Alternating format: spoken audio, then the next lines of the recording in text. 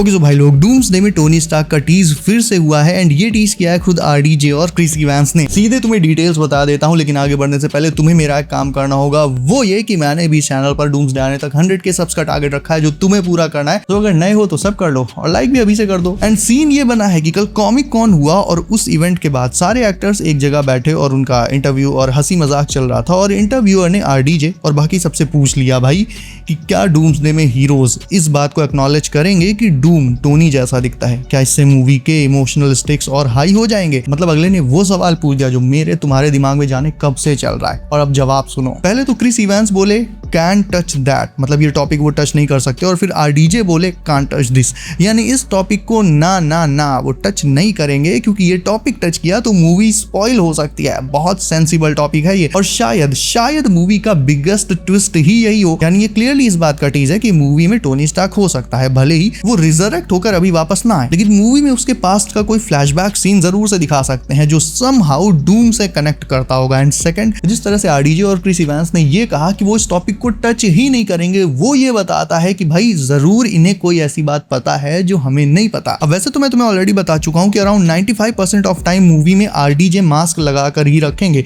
और कुछ एक बार जब वो मास्क उतारेंगे तो हीरोज के सामने नहीं, अकेले में या फिर अपने फॉलोअर्स के सामने, अपने कैसल में। लेकिन ये बात है 95% की, बचे हुए 5% में वो अपना मास्क किसी पर्टिकुलर हीरो के सामने उतार सकते हैं और मुझे पता है कि वो हीरो कौन है। डूम हीरोज को एक लास्ट स्ट्रोक देने के लिए अपना मास्क उनके सामने उतार सकता है और कम से कम जितना मुझे लगता है वो स्टीव के सामने एक बार अपना मास्क जरूर से उतारेगा। और इसीलिए तुम देखो जब ये इंटरव्यू हुआ और ये सवाल पूछा गया तो बहुत सारे एक्टर्स वहां बैठे थे, लेकिन इस सवाल के जवाब में सबसे पहले रिएक्ट किए क्रिस इवांस और उसके बाद रिएक्ट किया आरडीजे और कोई नहीं। यानी हो सकता है डूम मूवी में अपना मास्क और किसी के सामने ना उतारे, केवल स्टीव रॉजर्स के सामने उतारे, क्योंकि उसे भाई ज्यादा से ज्यादा किल्स आना है। स्टीव रॉजर्स को जैसे भी हो सके, जैसे भी बन पड़े, तड़पाना है मूवी में डूम को।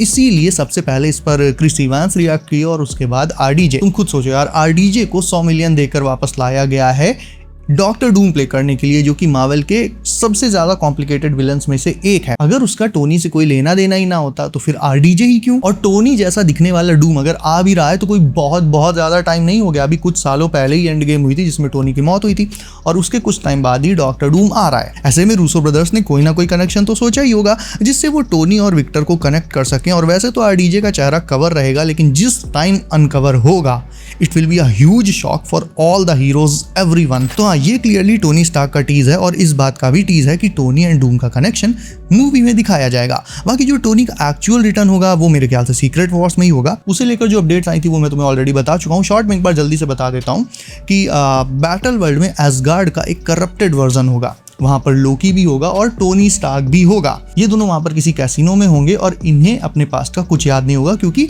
As you know Doom Battleworld में सारे हीरोज की मेमोरीज को मिटा चुका होगा, उन्हें पिछला कुछ याद नहीं होगा। तो रेजिस्टेंस जो ग्रुप है हीरोज का, वो हीरोज का ग्रुप जिन्हें पास्ट याद है वो बैटल वर्ल्ड में घूम के और भी हीरोज को इकट्ठा करेंगे, जो भूल गए हैं उन्हें चीजें याद दिलाएंगे।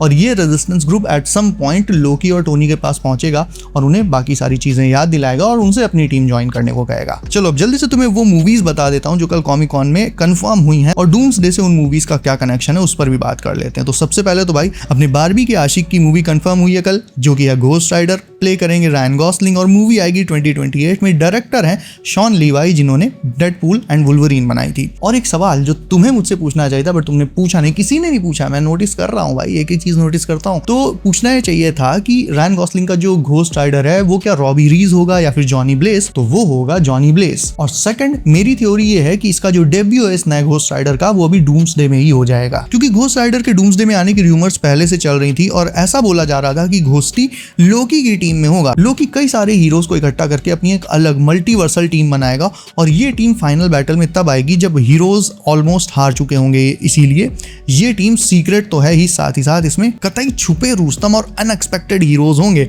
उनमें से एक रायन का घोस्ट राइडर भी हो सकता है। ऑल्सो मैं ये भी देख रहा हूँ कल से सोशल मीडिया पे जब से रायन गॉसलिंग के घोस्ट राइडर का अनाउंसमेंट हुआ है तब से काफी लोग ये पूछ रहे हैं कि क्या रायन गोट को यानी निक केज के घोस्ट राइडर को टॉप कर पाएंगे। देखो भाई, इसका ऑनेस्ट जवाब दूं तो ये तो मूवी आने पर ही पता चलेगा। हालांकि अगर ऐसा कोई सीन होता, जैसे तुम्हें याद होगा घोस्ट राइडर फर्स्ट में जॉनी ब्लेज को कार्टर स्लेड यानी जॉनी के पहले वाला जो घोस्ट राइडर था उसने टॉर्च पास ऑन करी थी एक तरह से, उसी तरह से अगर निक केज का घोस्ट राइडर आता है मूवी में और वो रायन गॉसलिंग के घोस्ट राइडर के साथ एक लास्ट राइड करता है और टॉर्च उसे पास ऑन कर देता है, ऐसा हो तो भाई ज्यादा मजा आएगा। नेक्स्ट मूवी जो अनाउंस हुई है वो है ब्लैक पैंथर 3, जिसमें किंग टचाला का बेटा प्रिंस टचाला नेक्स्ट ब्लैक पैंथर बनेगा। रोल मिला है डेविड जॉनसन को। काफी लोग सोच रहे थे कि ये रोल जाएगा डैमसन इड्रिस के पास, लेकिन अल्टीमेटली मिला है डेविड को, जो कि आई थिंक बहुत अच्छी चॉइस है। बाय द वे इनकी एक मूवी अभी कुछ टाइम पहले मैंने देखी थी, द लॉन्ग वॉक, शायद तुमने उसके बारे में सुन रखा हो। बहुत ज़्यादा लोग इस मूवी के बारे में नहीं जानते हैं, लेकिन मैं इस बंदे के कैरेक्टर से काफ़ी कनेक्ट कर पाया था। मतलब कहने का मतलब इनकी जो एक्टिंग में इमोशनल साइड है वो काफ़ी स्ट्रांग है, और वो कल तुम्हें SDCC में इनके अपीयरेंस को देखकर लगा भी होगा। तो हाँ, मुझे लगता है कि ये नेक्स्ट ब्लैक पैंथर डेफिनेटली अच्छे से प्ले कर सकते हैं। लेकिन सोचने वाली बात ये भी है कि डूम्सडे में तो ब्लैक पैंथर शूरी है, तो आखिर शूरी से प्रिंस टचाला को ये मेंटल कैसे मिलेगा? जाहिर है उसके पीछे कोई बड़ी वजह रही होगी। सो मुझे ऐसा लगता है कि मैंने कल भी ये चीज तुम्हें बताई थी कि या तो डूम्सडे या फिर सीक्रेट वॉर्स में at some point Doom Shuri को लपेट देगा, और तब तक प्रिंस टचाला बड़ा हो चुका होगा। तो फिर वो अपनी बुआ जी का बदला लेने के लिए बनेगा नया ब्लैक पैंथर, और फिर वो वही आगे फिर कंटिन्यू करेगा। और वैसे भी ट्रेलर में ऐसी हिंट्स भी मिली हैं कि शूरी को केवल डूम से खतरा नहीं है, उसे खतरा नेमोर से भी है, क्योंकि ट्रेलर में शूरी और नेमोर के बीच में जो टेंशंस हैं वो क्लियर कट दिखाई गई हैं। तो हो सकता है नेमोर डूम का साथ दे केवल शूरी को खत्म करने के लिए, और यही रीजन हो कि एंड आते आते शूरी निपट जाए और उसकी जगह नया ब्लैक पैंथर ले ले।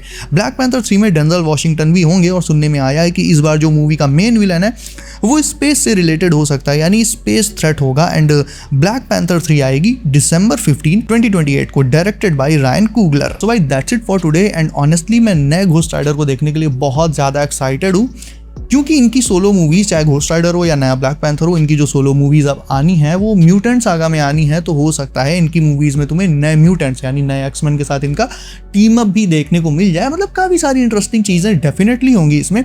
तुम्हें क्या लगता है, तुम किस मूवी के लिए एक्साइटेड हो? और हाँ, ये चीज मुझे जरूर से बताओ कि डूम एंड टोनी के बीच में तुम्हारे हिसाब से कनेक्शन है या नहीं, कमेंट करो अभी। इसके अलावा वीडियो को अभी तक लाइक नहीं किया है तो अब इसे लाइक करके चैनल कर लो सर, नोटिफिकेशन कॉल पर डालना बिल्कुल मत भूलना, ताकि आने वाली लेटेस्ट MCU लीक्स और अपडेट्स तुमसे कभी भी मिस ना हो। सो बी सेफ गाइस, अपना ख्याल रखिए आप। मेरा नाम है Himanshu and as always I will see you in next one.